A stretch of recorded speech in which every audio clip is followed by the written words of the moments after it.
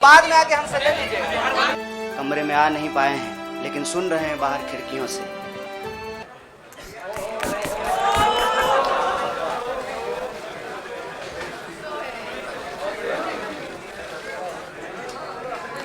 सबसे पहले इस संवाददाता सम्मेलन में आए हुए मैं अपने सभी पत्रकार साथियों का, और मैं देख रहा हूं कि कुछ ऐसे दोस्त भी हैं जगह की कमी के चलते कमरे में आ नहीं पाए हैं लेकिन सुन रहे हैं बाहर खिड़कियों से। मैं आप सबका स्वागत करता हूं और मंच पर उपस्थित एआईसीसी ऑर्गेनाइजेशन के जनरल सेक्रेटरी वेणु जी, जनरल सेक्रेटरी सुरजेवाला जी, एससी डिपार्टमेंट के चेयरमैन नितिन राउत जी, बिहार के प्रभारी भक्तचरण दास जी, बिहार के अध्यक्ष मदन मोहन झा जी और कांग्रेस पार्टी के ट्रेजरर पवन बंसल जी, हमारे युवा साथी और गुजरात कांग्रेस के वर्किंग प्रेसिडेंट भाई हार्दिक पटेल जी, और हमारे आंदोलन में कदम से कदम मिलाकर हर घड़ी हमारा साथ देने वाले हमारे साथी बडगाम से निर्दलीय विधायक साथी जिग्नेश मेवानी जी, मैं आप सबका आभार व्यक्त करता हूं। और मैं अपने पत्रकार साथियों से कुछ चीज़ों को लेकर मुखातिब हूं। उससे पहले आज ये एक ऐतिहासिक दिन है। आज शहीद आज़म भगत सिंह की जयंती है। लोग शहीद होते हैं, भगत सिंह शहीद आज़म हैं। शहीद आज़म इसलिए हैं कि आज हम लोग जहां माल्यार्पण करने के लिए गए थे, शहीद पार्क, वो शहीद पार्क एक ऐतिहासिक पार्क है। वो हिस्सा है फिरोज शाह कोटला फोर्ट का, जहां पर चंद्रशेखर आज़ाद जी की अध्यक्षता में हिंदुस्तान रिपब्लिकन आर्मी की गुप्त मीटिंग हो रही थी। अंग्रेज़ों के ज़माने में क्रांतिकारी छुपकर मीटिंग किया करते थे। नौजवान तरुण भगत सिंह एक प्रपोजल लेकर के आए कि हिंदुस्तान रिपब्लिकन आर्मी का नाम अब हिंदुस्तान सोशलिस्ट रिपब्लिकन आर्मी होना चाहिए। यह ऐतिहासिक क्षण, वो ऐतिहासिक भूमि और हमारे युवाओं के आइकन शहीद आज़म भगत सिंह को हम अपना नमन प्रस्तुत करते हैं। आज एक दुखद घटना भी हमारे ज़िले में हुई है। वज्रपात के चलते 2 बच्चियों का निधन हो गया है। मैं इस मंच से उनके प्रति शोक व्यक्त करता हूं और उनके परिवार के प्रति अपनी संवेदना व्यक्त करता हूं। दोस्तों, मुझे लगता है कि बहुत कुछ कहने की ज़रूरत नहीं है। आजकल सूचना क्रांति के इस दौर में हमसे ज़्यादा मालूम हमारे पत्रकार साथियों को होता है। तो बेहतर ये होगा कि आप सवाल पूछें, मैं आपका जवाब दूं। लेकिन आप सवाल कहाँ से पूछेंगे और आपके मन में कौन से सवाल चल रहे हैं, इसका थोड़ा सा अंदेशा है, मुझे थोड़ा अंदाज़ा भी है। सबसे पहले मैं आपको बधाई देना चाहता हूं कि आपने पत्रकारिता की उस मिसाल को जिंदा रखा है कि कम से कम विपक्ष से तो सवाल करते हैं ना, ताकि इस देश को याद रहे कि पत्रकारों का काम है सवाल पूछना। तो मैं आपके हर सवाल का जवाब दूंगा। जितना सवाल आप पूछना चाहते हैं पूछिएगा, बारी बारी से पूछिएगा, सारे सवालों का जवाब दूंगा। बस एक सवाल का जवाब जो मुझे लगता है कि आप सबके मन में होगा कि आप कांग्रेस पार्टी क्यों ज्वाइन किए हैं, उस सवाल का जवाब दे करके मैं हमारे जो अध्यक्ष हैं उनकी तरफ मुखातिब होऊंगा, माइक उनको समर्पित करूंगा।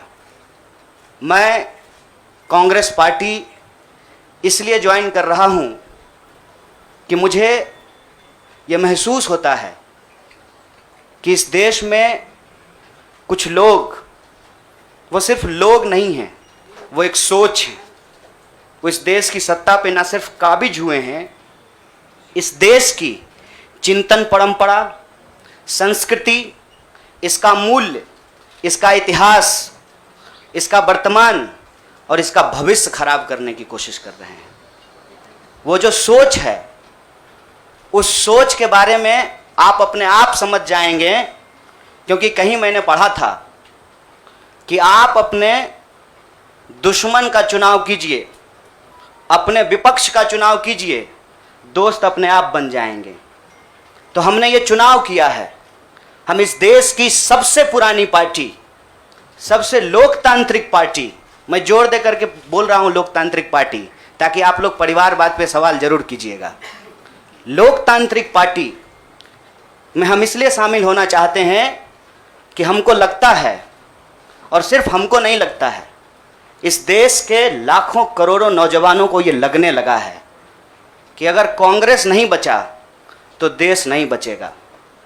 और ये बात मैं आपको स्पष्ट कर देता हूं, देश में प्रधानमंत्री अब भी हैं, देश में प्रधानमंत्री इससे पहले भी थे, देश में आगे भी प्रधानमंत्री होते रहेंगे।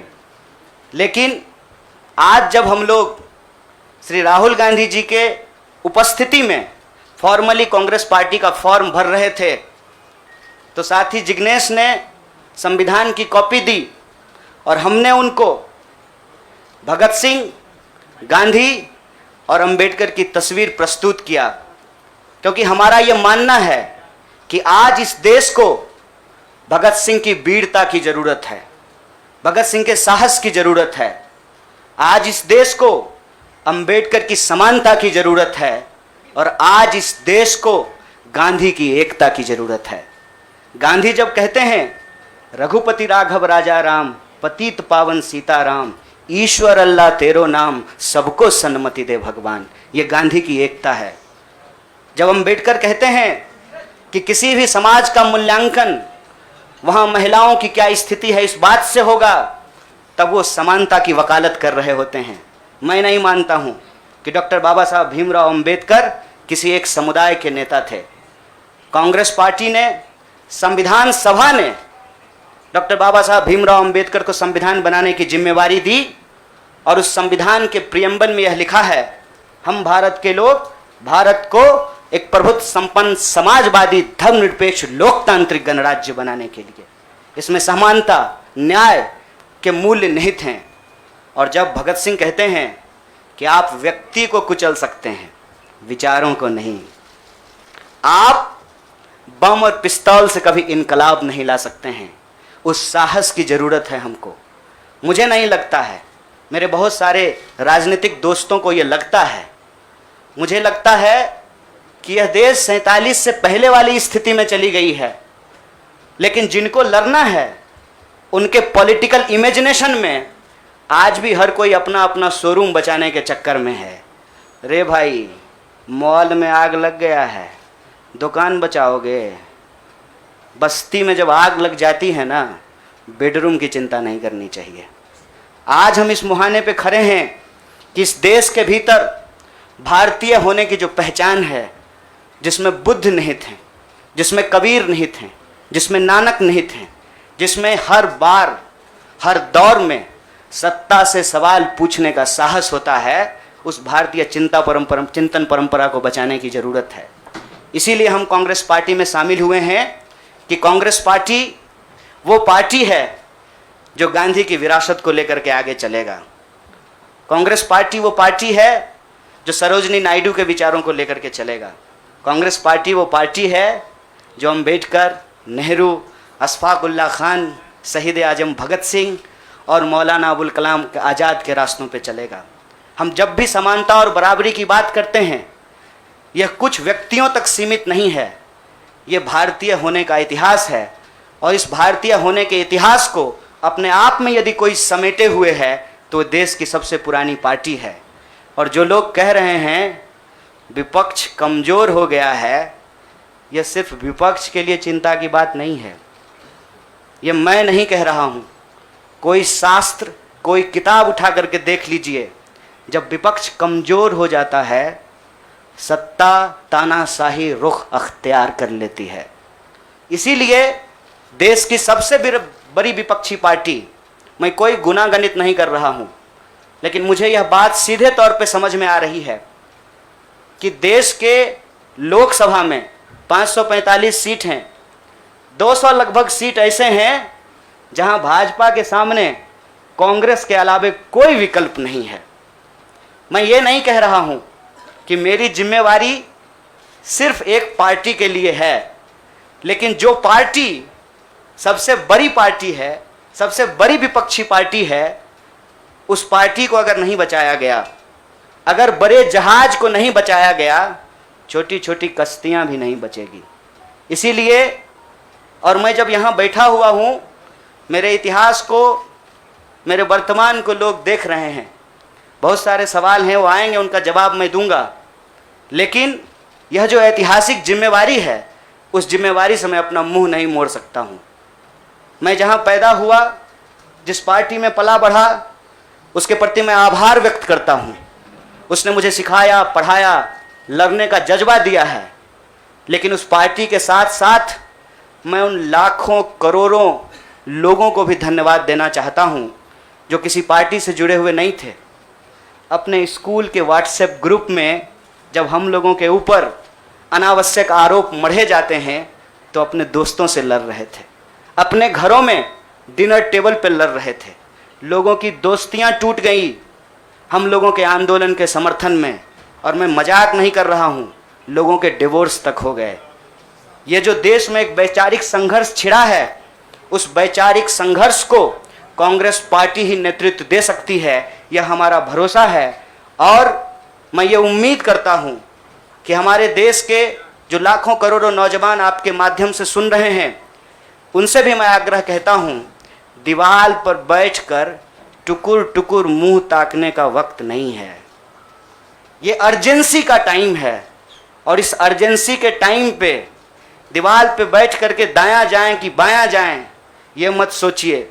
जब आप जंग में होते हैं तो आपके पास जो अवेलेबल चीज़ें होती हैं, आप उससे मुकाबला करने की कोशिश करते हैं।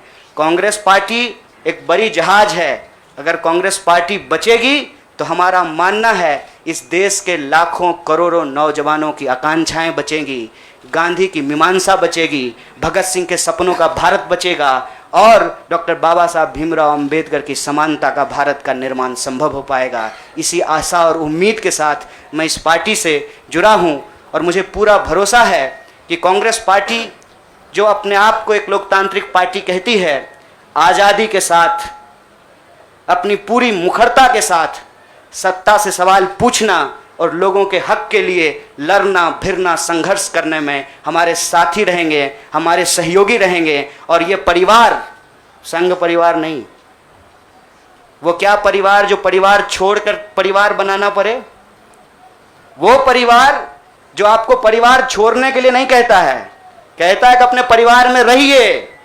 अरे महात्मा गांधी कस्तूरबा गांधी को लेकर के अंग्रेजों से लड़ गए, बताइए इनको अपना घर छोड़ना पड़ा? कोई जरूरी है क्या? घर परिवार के साथ रहना है। डॉक्टर बाबा साहब भीमराव अंबेडकर भी अपने परिवार के साथ रहते थे। आप जितने बड़े लोग हैं उनका इतिहास उठा करके देख लीजिए, सब लोग अपने परिवार के साथ रहते थे। वो परिवार छोड़ करके बनने वाला परिवार नहीं। न्याय, बराबरी और संघर्ष के लिए इस परिवार में मैं शामिल हुआ हूँ। सभी सदस्यों के प्रति, देश के अंदर फैले हुए लाखों करोड़ों कार्यकर्ताओं को अपना आभार व्यक्त करता हूं। बहुत बहुत शुक्रिया, बहुत बहुत धन्यवाद। शुक्रिया। मैं अब जिग्नेश भाई से प्रार्थना करूंगा कि वो अपनी बात कहेंगे। जिग्नेश जी आ जाएगा वो।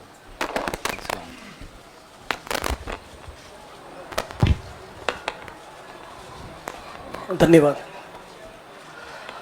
सबसे पहले तो केसी वेणुगोपाल साहब, सुरजेवाला जी, नितिन राउत साहब, पवल बंसल जी, भक्तचरण दास जी, साथ ही हार्दिक कन्हैया और दूसरे पार्टी के मंच पर विराजमान सभी सीनियर लीडर्स, आप तमाम पत्रकार साथी और वो तमाम साथी जो हमको आज मिलने के लिए हमारे समर्थन में आए हैं, गुजरात के विभिन्न कोनों से और पूरे देश भर में से, उन सभी का मैं स्वागत करता हूं।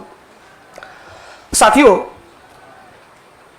जो कहानी गुजरात से शुरू हुई, उस कहानी ने पिछले 6-7 साल में इस मुल्क में क्या उत्पात मचाया है, वो अब आपके हमारे सबके सामने है। एज अ नेशन, एक राष्ट्र के तौर पर हम एक अनप्रेसिडेंटेड, अभूतपूर्व क्राइसिस से गुजर रहे हैं। ऐसा संकट इस मुल्क ने पहले कभी नहीं देखा।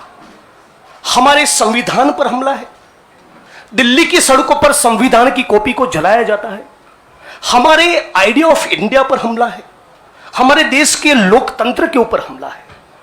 आज भाई भाई एक दूसरे का दुश्मन बन जाए, उतना जहर, नफरत एक सोची समझी साजिश के तहत दिल्ली और नागपुर साथ में मिलकर फैला रहे हैं। इस परिस्थिति में एक पॉलिटिशियन के तौर पे नहीं, बतौर एक भारतीय नागरिक, मैं अपने आप को ये जब सवाल पूछता हूं कि मेरा फंडामेंटल फॉरमोस्ट रिस्पॉन्सिबिलिटी, ड्यूटी क्या होना चाहिए, तो अंदर से जवाब यही आता है, कुछ भी करके इस मुल्क के संविधान, लोकतंत्र और आइडिया ऑफ इंडिया को बचाना चाहिए। और यदि उसको बचाना है तो मुझे उनके साथ खड़े रहना है जिसने स्वतंत्रता के आंदोलन में न केवल कंट्रीब्यूट किया है, उसको लीड किया है, अंग्रेजों को यहां से खदेड़ कर दिखाया है। और इसीलिए आज मैं इंडियन नेशनल कांग्रेस की इस मंच पर आपके साथ खड़ा हूं। एक टेक्निकल कारण के चलते मैं फॉर्मली पार्टी इसलिए ज्वाइन नहीं कर सकता क्योंकि मैं एक निर्दलीय विधायक हूं। If I join a party I may not continue as an MLA. मेरी पार्टी के सीनियर लीडर से बात हुई, मेरे मतक्षेत्र के साथियों से बात हुई, अपने आप से बात हुई, राहुल जी से बात हुई, तो मुझे लगा कि मैं इस विचार के साथ हूं ना, ये सबसे प्रमुख बात है। मैं इस मुहिम, मिशन और इस संघर्ष के साथ हूं, ये सबसे महत्वपूर्ण बात है। बाकी की फॉर्मेलिटी तो आने वाले महीनों में भी हो जाएगी। और राहुल जी ने भी कहा कि वो जो पर्चा भर के सदस्य लेने की बात है वो तो कल भी कर लेना, अभी अपने मत क्षेत्र के लोगों के साथ खड़े रहो। तो मैं फॉर्मली नहीं लेकिन इस विचार के साथ आज जुड़ चुका हूं और 22 का चुनाव में कांग्रेस के सिंबल से ही लड़ूंगा, उसके सारे कैंपेन्स का हिस्सा रहूंगा। और गुजरात के संदर्भ में आज साथी हार्दिक हमारे बीच में मौजूद है, तब कहना चाहता हूं कि आज राष्ट्रीय स्तर पे जो हो रहा है वो सब कुछ हम लोग गुजरात में देख चुके हैं, झेल चुके हैं। आप सभी पत्रकार साथियों के बीच में बड़ी चिंता के साथ ये कहना चाहता हूं, हमारी पार्टी ने इस मुद्दे को उठाया है कि 3000 किलो का ड्रग्स 15-20 लाख बेरोजगार युवा को नशे की चुंगाल में फंसाने के लिए अदानी के एयरपोर्ट पर उतर रहा है।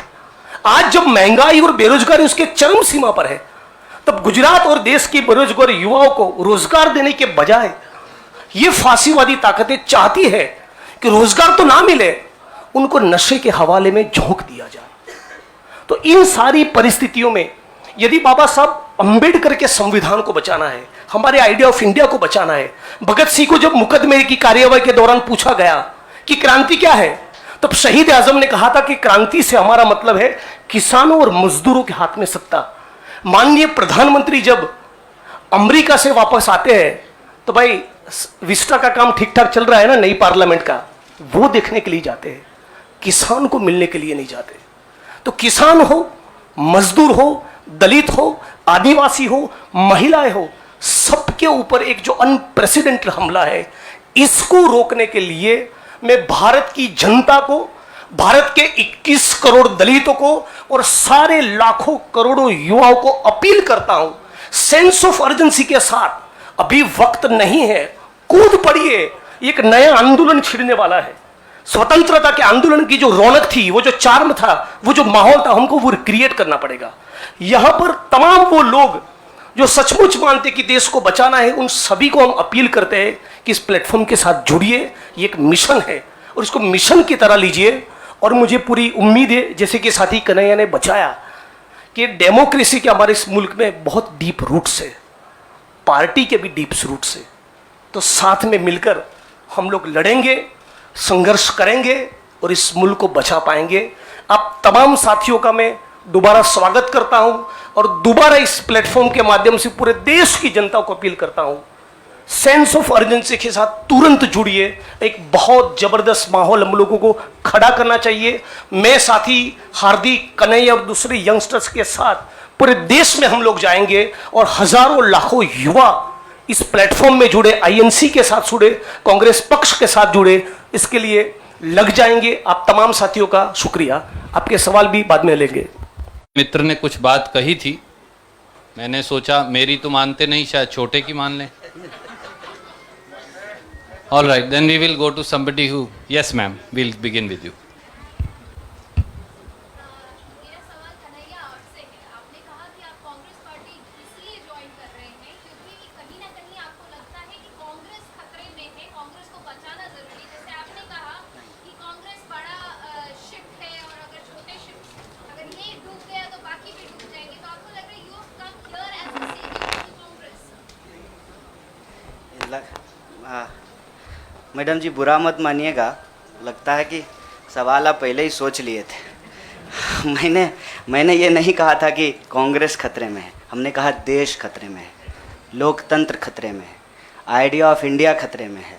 आपने वो वीडियो देखा क्या, लाश के ऊपर डांस देखा ना, दिल पसीज गया होगा आपका। आपको नहीं लगा कि मैं इसके लिए कुछ कर पाऊँ, कुछ भी कर जाऊँ जो मैं कर सकती हूँ। आप जब सुनती होंगी कि बलात्कार हो गया किसी महिला के साथ, आपका गुस्से से जो है ना पूरा शरीर कांप जाता होगा। देश खतरे में है। पार्टियां तो बनती रहेंगी, पार्टियों की कोई कमी है क्या? हर शाम पार्टी होती है इस देश में। पार्टी नहीं बचाना है, देश बचाना है, और देश बचाने की मुहिम में जो पार्टी रहेगी वो पार्टी भी बचेगी। और मुझे इस बात को कहने में कोई दो राय नहीं है। मैंने जितना इतिहास पढ़ा है अभी तक का एनसीईआरटी में जो लिखा हुआ है, अब अगले बार 2024 में क्या लिखा जाएगा नहीं पता। उसमें तो यही है कि देश को आज़ादी जो है वो महात्मा गांधी ने, सुभाष चंद्र बोस ने, सरदार वल्लभ भाई पटेल ने, क्या भाई हार्दिक, इन लोगों ने ही दिलाया ना। यही लोग लड़े थे। जो माफ़ी मांगे वो वीर हो गए। आप सोचिएगा इसको। जो गोडसे को भगवान मानते हैं वो भाषण दे रहे हैं अमेरिका में जाकर के गांधी के ऊपर। हमारे गांव में एक गाना आता था, गांधी जी के भजन करे गांधी के हत्यारा। कितना अजीब लगता होगा आपको। देखिएगा वो फोटो जब हमारे देश के प्रधानमंत्री गांधी पे माल्यार्पण करते हैं। जीवन भर शाखाओं में कसम लिए होंगे कि गोडसे के सपनों का देश बनाएंगे और गांधी पे माला चढ़ा रहे हैं। See, I am not here to save the party, please, I am respecting you as a citizen, you can respect my right. देश खतरे में है, और ये सिर्फ मैं नहीं कह रहा हूं, ये मुझे लगता है आप भी सोचते होंगे। समझ रहे हैं, अंग्रेजी का वो फ्रेज है dancing on dead, dead body पे कोई नाच रहा है। उस दिन खाना तो नहीं खाया गया। आप सोच के देखिए, आप इस पे विचार करके देखिए। मेरे गांव में अगर किसी की मौत हो जाए तो पूरे गांव में खाना नहीं बनेगा। हजारों लोग मर गए। देखे 71 वर्ष की उम्र में प्रधानमंत्री के लिए सोहर गाया गया। नया बच्चा जब पैदा होता है ना तो पूर्वांचल में सोहर गाते हैं लोग। प्रधानमंत्री बूढ़े हो गए हैं, उनके लिए सोहर गाया जा रहा है। तब जब अभी तुरंत लाखों लोगों की जान चली गई, ऑक्सीजन नहीं मिल रहा था, अस्पताल में बेड नहीं मिल रहे थे। आप में से कोई भी ऐसा इंसान है जिसके कोई जानने वाले नहीं मरे हो इसमें, इस क्राइसिस में? इतना बड़ा क्राइसिस जिसके देश में हुआ हो अभी तुरंत, वो अपने जन्मदिन का जश्न मनाएगा? ये भोंडापन है। इस संस्कृति को बचाने की जरूरत है, और इस संस्कृति को बचाने के लिए मुझे लगता है कि कांग्रेस पार्टी में क्षमता मौजूद है। लोगों को यह बात पसंद हो या ना पसंद हो, हकीकत यह है कि पार्लियामेंट में सबसे बड़ी पार्टी कांग्रेस पार्टी है। इसीलिए इस पार्टी को यह जिम्मेवारी लेनी पड़ेगी, और उस जिम्मेवारी को संभालने के लिए मैं यहां आया हूं। Thank you news nation. I'll come to you.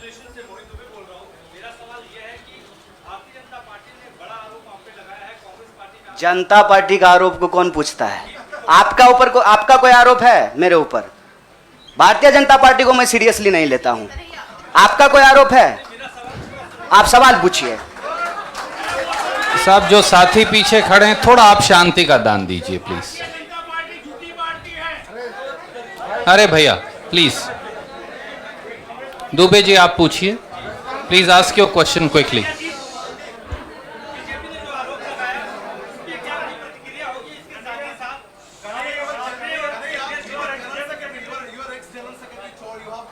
Yeah, please, you cannot interrupt. No, you have to have discipline. My humble request with folded hands. there is no, but Yes, yes, I am not Dem- Prime Minister. I will take your question. no, Don't but worry. democracy means that you should not supersede somebody who's asking question. That's what democracy is. Dubey no? भाई, दुबे भाई, आपका सवाल है, news nation से हैं।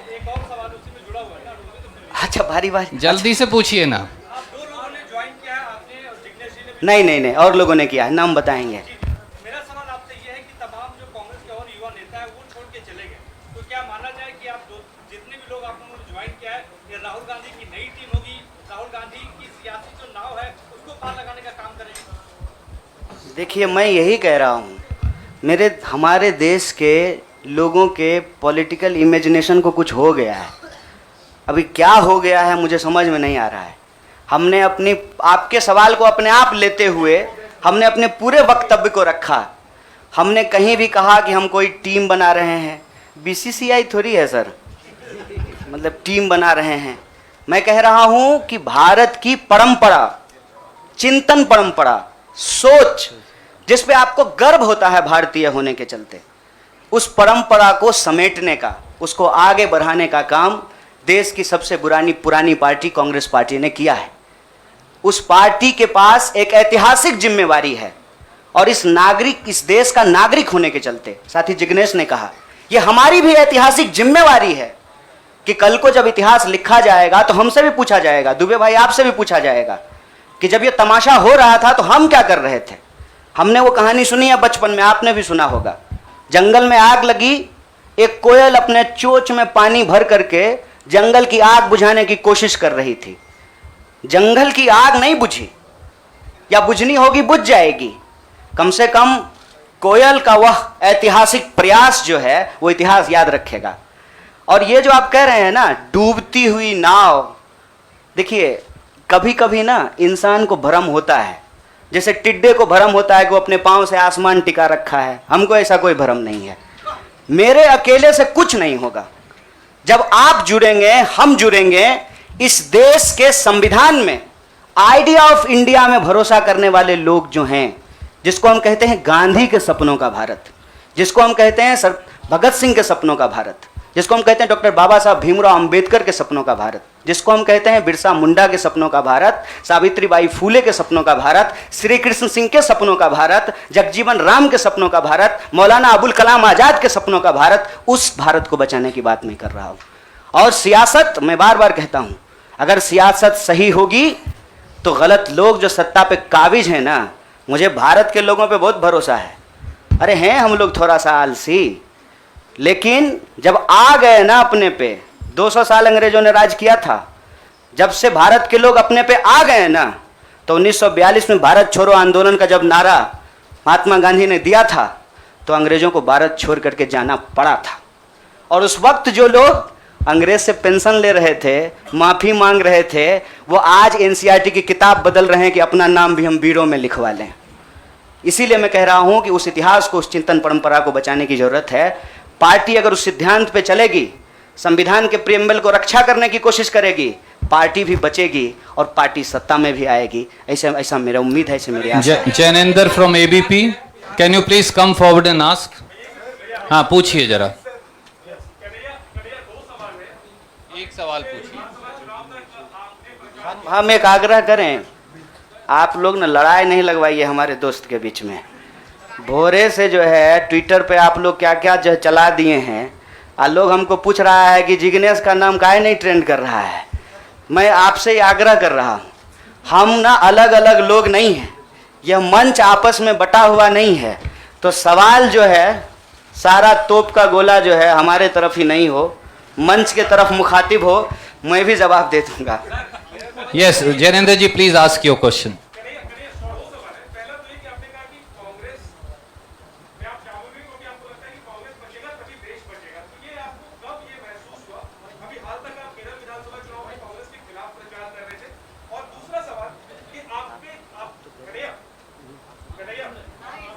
हाँ, सुन रहे हैं। दूसरा सवाल ये कि आपको लेफ्ट के भविष्य के चेहरे के तौर पर देखा जा रहा था, और जब आप कांग्रेस में आ गए, आपको क्या लगता है भारत की राजनीति में फिलहाल क्या लेफ्ट अफरासकी हो गई है? मैं चाहता हूँ दोनों पे डिटेल का। बड़ा जैनेंद्र भाई बड़ा वैचारिक सवाल पूछे हैं, बहुत बहुत शुक्रिया जैनेंद्र भाई।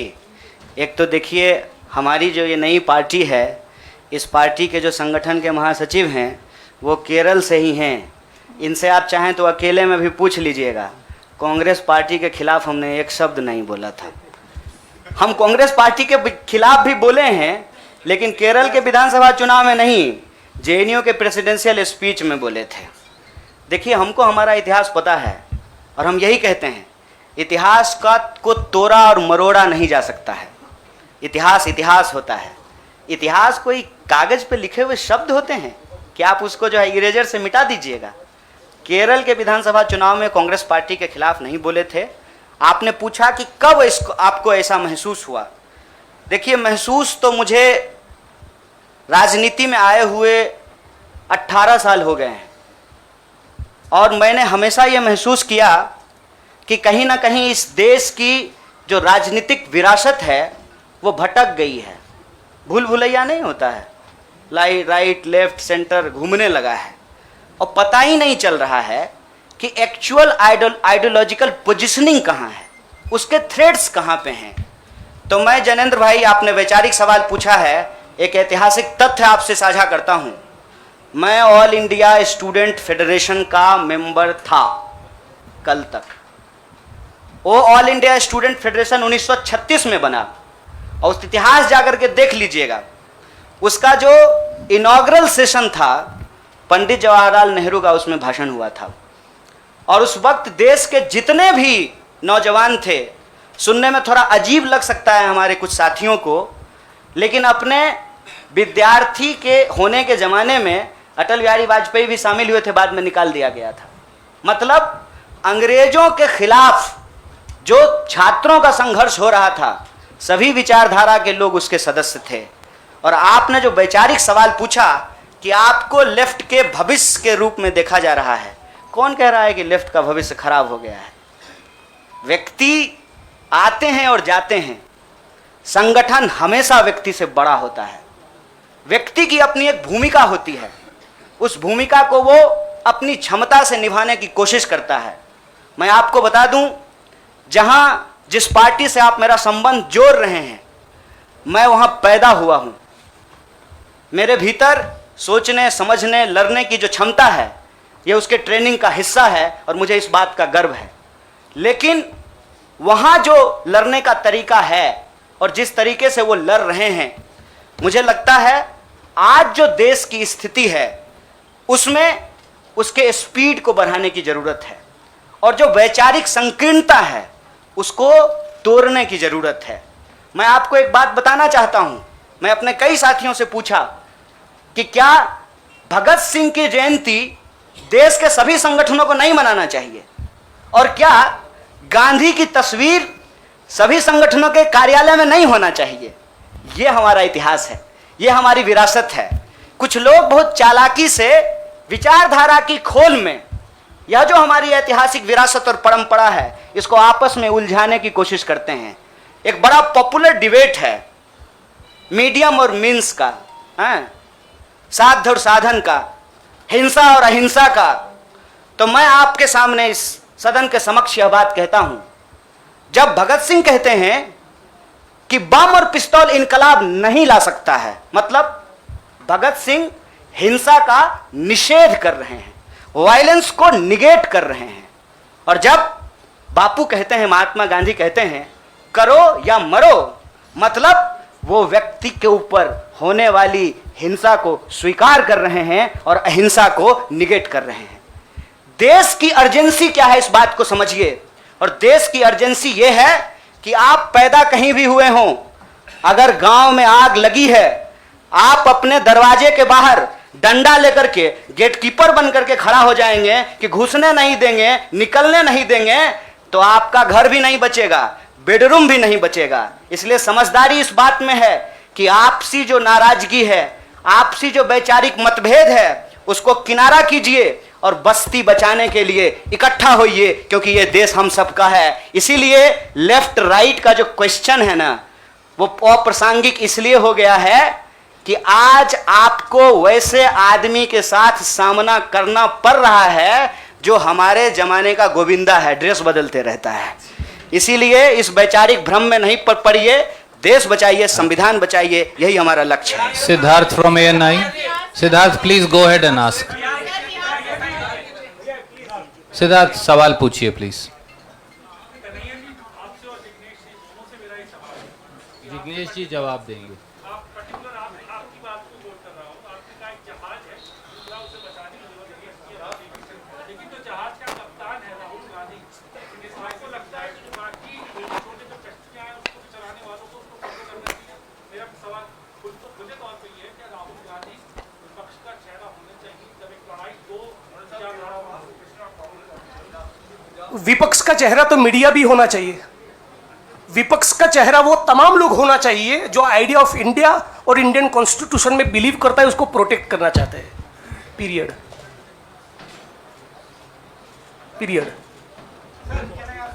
Thank you. I have to see it's been over an hour. बहुत सारे साथी अलग अलग दोनों से बात करना चाहते हैं. I am going to wind up this press conference. Thank you so much. हम बाद में आके हमसे ले लीजिएगा.